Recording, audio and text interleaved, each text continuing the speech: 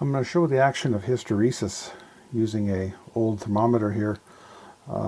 It's got the little bead of mercury inside of there, and we can see here that when I roll it over to touch the contacts, get the mercury to touch the contacts, the little light goes on, and when I go and put it over to the other side, of course, the little LED goes out. What we're seeing here is the weight of this little ball rolling back and forth, this little bit of mercury, makes the bimetallic spring, basically the bimetallic strip that it's sitting on, makes it flop a little bit more to one side or a little bit more to the other side than it normally would if it was simply driven by heat. So when the room cools down and that little bead goes over there, it starts the furnace up. The furnace starts warming up the room, and then that bimetallic strip makes the little ampule rotate slightly, and that little bead of mercury falls to the right hand side here.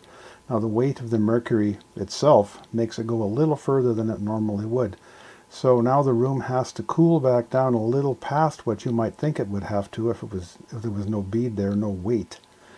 That prevents the furnace from going off and on and off and on and off and on when it's right in the middle, say if you had just a contact.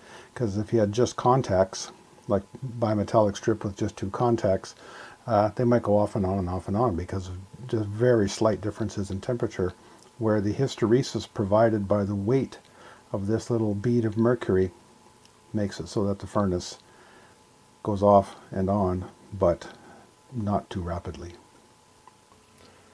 So what we have here is a common device, just a simple relay. Relays have quite a bit of hysteresis in their action. It takes a bit of voltage to get them to go. This is a 24 volt rated coil on this particular device, and it takes 16, 17, 18-ish volts for it to pull in. But once it pulls in, the little flapper that gets pulled in by the magnet and then runs the contacts, that little flapper is very close to the poles. It's actually touching the magnetic coil, and therefore it holds it quite easily because it's not a distance from it like it is when it's unactivated.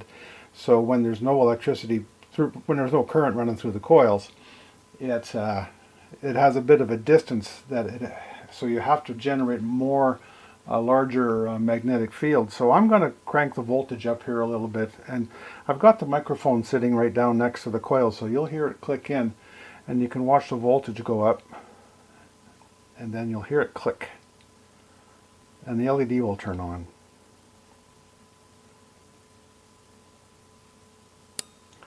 Right about there. So this is rated for 24 volts, so I could keep on giving it more current, more voltage, but it doesn't need it.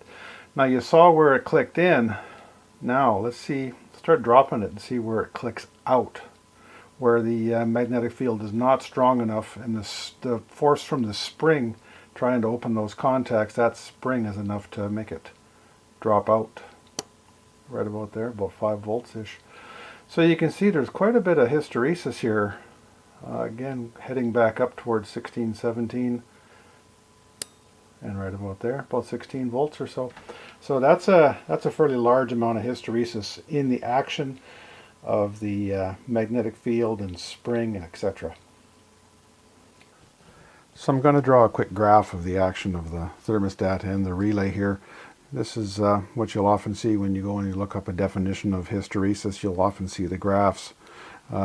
Typically the graph looks a lot like the one that you'll see. Will look a lot like this, and it'll come back down and it'll go back down this way.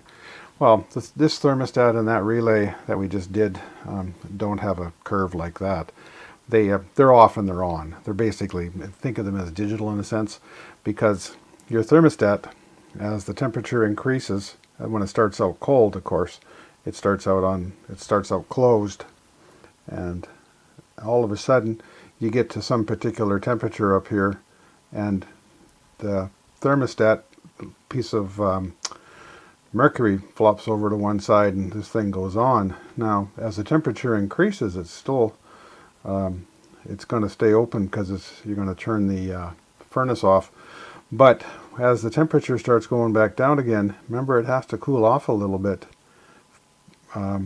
past what you would normally think, and then that little bead of mercury flops over to the other side and closes those contacts again. So you have a narrow band here. You might have your temperature adjusted here for the room, whatever that might happen to be. But it'll go and turn the furnace off a little past your temperature, and then it'll turn it on a little below your temperature that you had set there. Now the relay is a much larger swing, as we saw.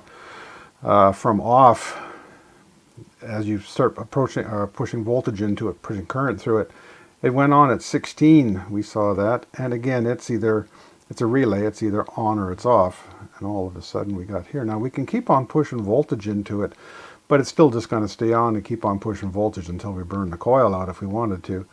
Now that coil still stays energized all the way down here until about 5 volts, at which point the spring overtakes it and it drops out. And if we keep going down in the voltage, of course, it still stays in that state. So there's your curve for the relay.